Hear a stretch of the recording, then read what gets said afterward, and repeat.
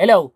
So yun, lilinawin ko lang hindi po ako namimigay ng scholarship. Hindi rin ako manager. So yung video na to, para turuan kayo kung paano nyo makukuha yung dream scholarship nyo dito sa Axie Infinity. So bago yan, please kung bago ka sa channel natin, pakihit naman ako ng subscribe button. Tapos kalampag na rin ng bell, no, para updated kayo sa lahat ng video na ipopost ko sa susunod na araw, no.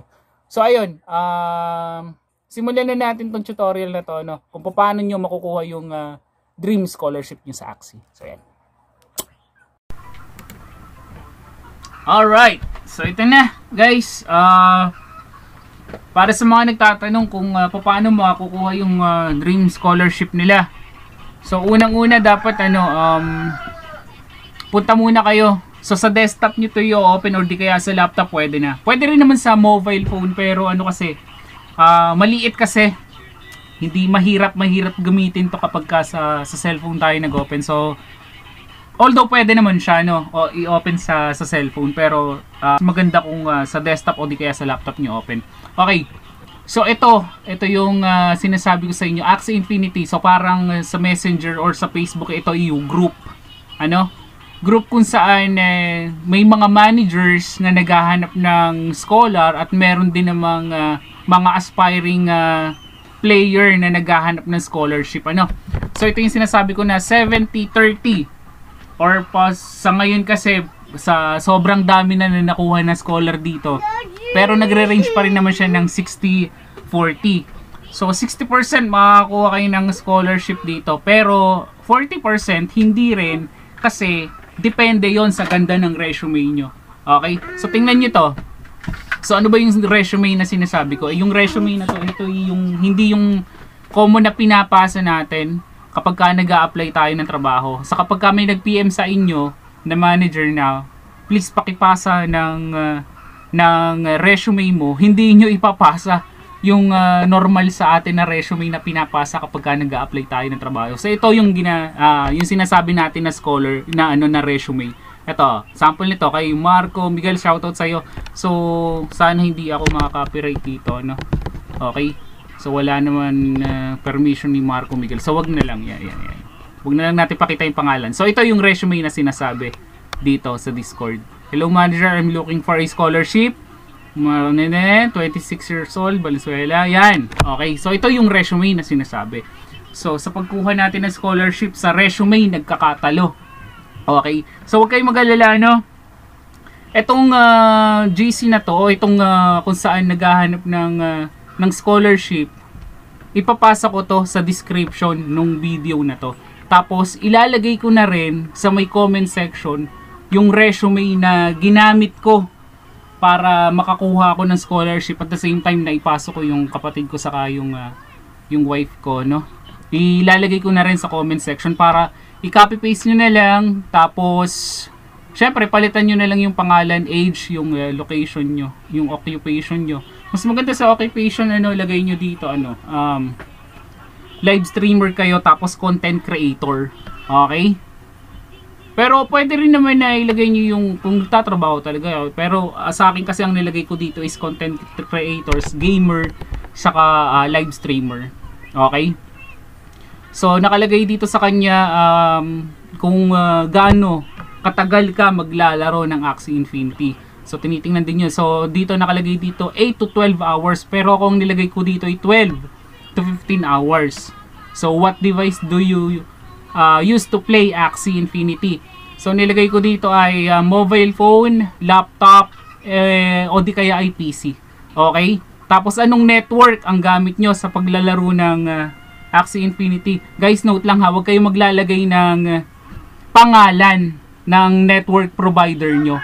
So lagay nyo lang ay mobile data o di kaya ay wifi. Okay? So hindi naman kasi alam sa ibang bansa. So commonly kasi mga taga-ibang bansa yung mga manager dito, So hindi nila alam, wala silang pakialam kung lagay mo dyan ni PLDT. Hindi nila alam ang PLDT.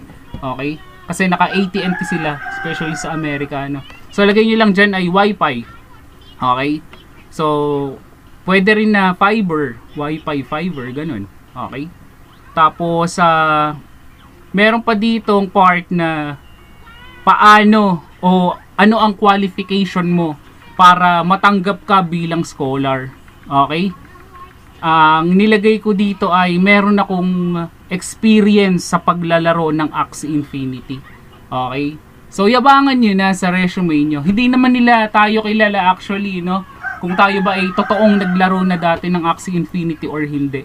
So, ang ginawa ko dito, nilagay ko, may experience ako sa paglalaro ng Axie Infinity, tapos nakaka-gain ako ng SLP 150 to 200 plus per day. Okay? Tapos, kaya kong gumawa ng 2,000 MMR. So, yun yung nilagay ko dito. Okay? So, paano ko ba nakuha yung experience ko na yun? Kasi kung may experience ako, bakit ako naghahanap ng scholarship? So, ang ginawa ko lang dito, meron akong mga kaibigan na naglalaro ng Axie Infinity na pinapagamit sa akin yung account. Sa akin pinapalaro kasi lagi silang talo sa arena. Kasi may mag-message sa inyo na manager eh.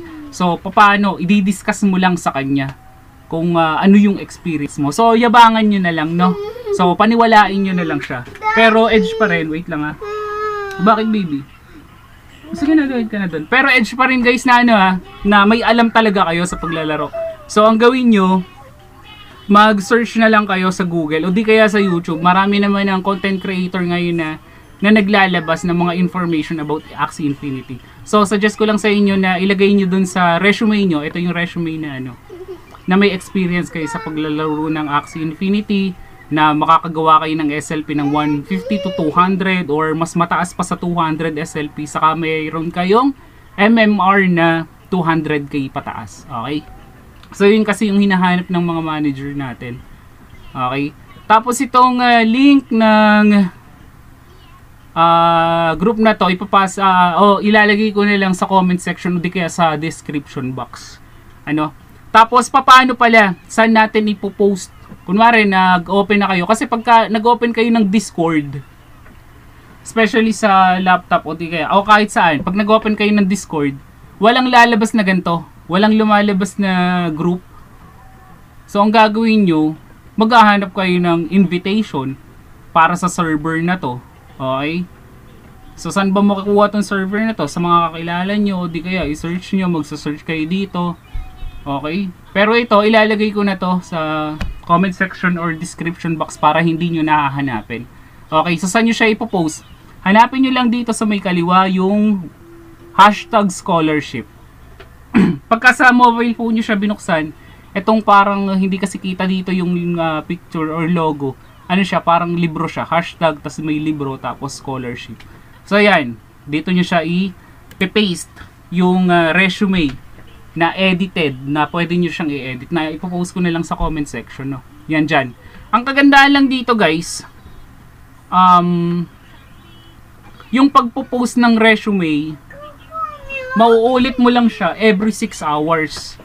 Okay, so maganda siya kasi hindi mafa-flood itong section na to. So, ibig sabihin, lahat ng naghahanap ng scholar, yung mga manager, mababasa talaga actually lahat ng resume nyo. So, ayun. Yun yung kagandahan dito, no? Hindi siya napa-flood. Okay, meron pa akong isang GC dito. Wait lang.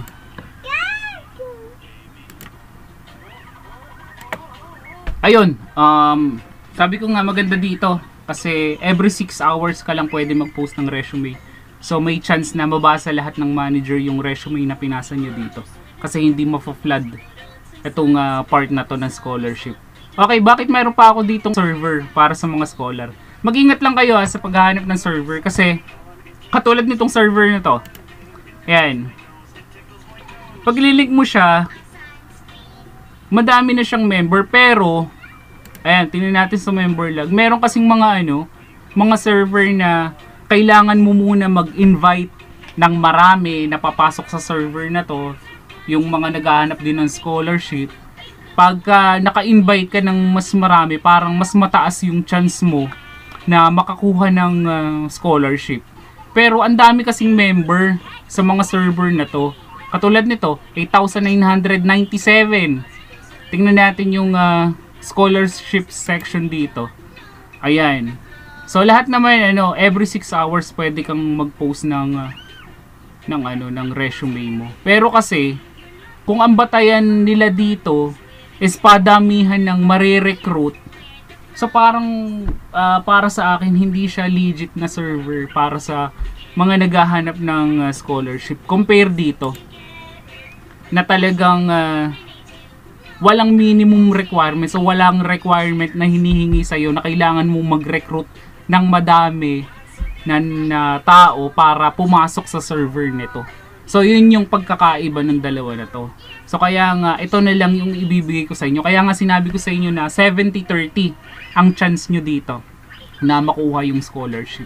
Compare naman dito sa ibang server na talagang as in kailangan mo pang mag-recruit ng madami. Pero ayun yung pagkakaiba nila, no. So sabi ko nga 70-30 yung chance mo dito. Compare naman dito, paano kung lahat ng member dito mag-recruit ng madami? So wala kang chance dito. So ano siya, mas mababa yung chance compare dito sa server na bibigay ko sa inyo. At least 70-30, saka may proof na nakakakuha ng scholarship dito na magpo-post ka lang talaga, hindi ka magre-recruit.